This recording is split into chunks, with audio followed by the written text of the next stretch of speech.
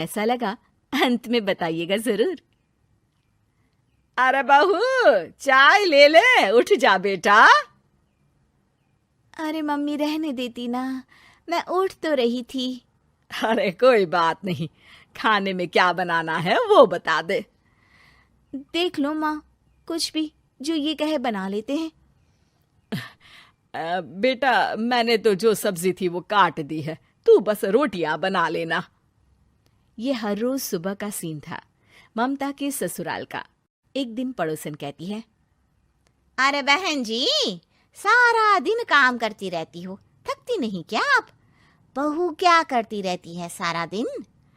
अरे वो भी कुछ ना कुछ करती ही रहती होगी। अब इतनी भी बूढ़ी तो नहीं हूं मैं जो बैठ जाऊं कि सामने काम पड़ा है और मैं बैठी रहूं। अरे लेकिन बहू की तो आदत खराब हो जाएगी जब सारा काम आप ही कर दोगी। अरे ठीक है ना, कम उम्र में हमारी भी शादी हुई थी।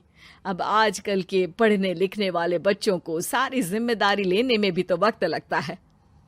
बहू है तो क्या हुआ, मेरी बेटी की उम्र की ही है ना। एक उसे भी देख लो, चाय बनाने के सिवा आता ही क्या है।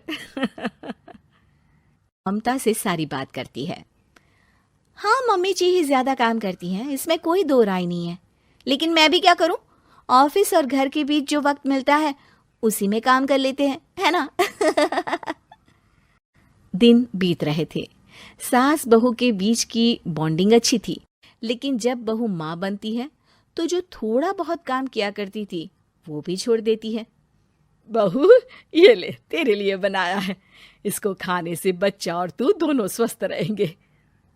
ठीक है माँ जी। माँ जी, वो बच्चे के लिए गद्दे जो सूख रहे हैं ना छत पर, जरा ले आइए ना। तभी वहां पति आ जाता है। अरे माँ रुको, मैं ले आता हूँ, तुम मेरा खाना लगा दो। माँ किचन में चली जाती है। पता है, बगल वाली डॉली है ना, वो लोग हमारी साइड के हैं। उसकी सास ने तो उसकी हड्डियों को मजबूत करने वाले लड्डू बनाए हैं। उसे भी बच्चा हुआ है ना। पता नहीं मम्मी जी क्या पानी सा उबाल कर दे देती है, मैं तो बस वही खा लेती हूँ। अरे तो तुम्हारे साइड बनता है तो तुम अपनी माँ से बोल दो, वो बना देंगी। आहा, माँ की तबीयत ठीक नहीं रहती, तुम जानती हो ना, कैसे बनाएंगी वो। अरे क्या हो गया सासू माँ को? कल तक तो फेसबुक में किटी की फोटो डाल रही थी। अच्छा अच्छा चुप रहिए। डॉली की सास ने मनाया है, तुम लोगों का भी तो फर्ज बनता है। तभी वहां सास आ जाती है। ये ले बहू, गर्म पानी की बोतल, गर्म पानी पीने से पेट अंदर हो जाएगा। नहीं नहीं माँ जी, गर्म पानी पीने से प्यास नहीं बुझती। अरे पी लेना बेटा। वो बगल वाली डॉली को तो जानती है ना, जो तुम लोगों के साइड की है। तेरे साथ ही उसका भी बच्चा हुआ था। बेचारे का कोई ख्याल रखने वाला नहीं, सारा काम करती है और रात में बस एक लड्डू खाकर सो जाती है। पेट तो लटक ही गया है और बच्चा तो कितना कमजोर सा है उसका। अच्छा माँ, क्या बात है, डॉली की ये हाल है? क्यों मैडम, क्या कहना है आपका? अब पता है मुझे, किसी के पास मेरी सास की तरह सास थोड़ी ना है। नहीं नहीं बेटा, ऐसा नहीं है। मेरे लिए तो तुम सभी मेरे बच्चे जैसे ही हो। ममता को समझ में नहीं आता कि वो सास में कैसे कोई बुराई निकाले, क्योंकि हर कोई उससे उसकी सास की तारीफ ही किया करता था। एक रोज ममता के घर उसकी ननद आती है। अरे भाभी, मुन्नी को तो 6 महीने हो गए, आप अभी भी बेड पर हो? आ गई है आप? कैसी हैं बुआ? बच्चा होने के 6 महीने बाद आई हैं आप?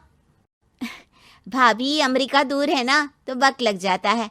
अब इनकी छुट्टी अभी थी तो सभी आ गए। वैसे माँ कहाँ है? थकी हारी सास बेटी को देखकर खुश हो जाती है। माँ, इस बार तेरा वीजा तैयार है, मेरे साथ चलने को तैयार रहना। हाँ हाँ बेटा, मैं तैयार हूँ। अरे ऐसे कैसे माँ, मैं कैसे मैनेज करूंगी? कैसे मतलब?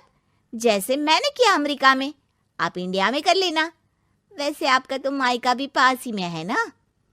हाँ वो तो है, लेकिन वहाँ माँ के पास वक्त नहीं होता। ईश्वर भक्ति में उनका सारा समय चला जाता है। भाभी, बेटी परेशान हो तो माँ का ध्यान आरती में कैसे लग सकता है? समझ में ही नहीं आता। वैसे भी अब माँ को मैं अपने साथ ले जा रही हूँ। माँ को विदेश घूमने का शौक है ना। ममता मन मारकर चुप हो जाती है, लेकिन मन ही मन सोचती है कि वो कैसे सारा काम मैनेज करेगी। पति का खाना, नाश्ता, मुन्ने को नहलाना, धुलाना, फिर रात भर इसके लिए दूध तैयार करना। माँ तो सारा काम करती थी।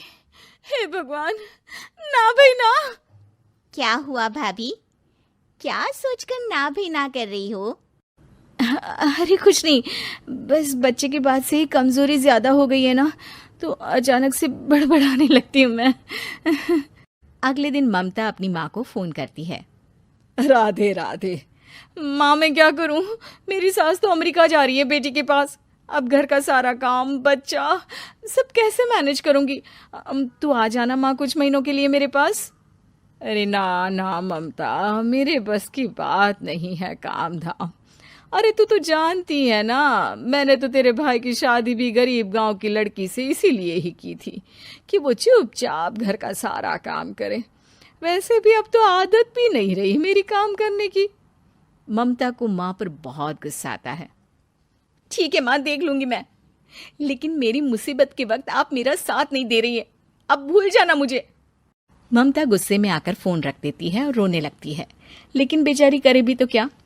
अब सास और ननद दोनों घर का काम करते, नेहा आराम करती, लेकिन अब आराम में भी उसे चिंता रहती। और फिर वो दिन भी आ जाता है जब ननद का जाने का वक्त आ जाता है। भाभी मैं जा रही हूँ, अपना और मुन्ने का ख्याल रखना। ममता सास को देखती है और गले लगकर रोने लगती है।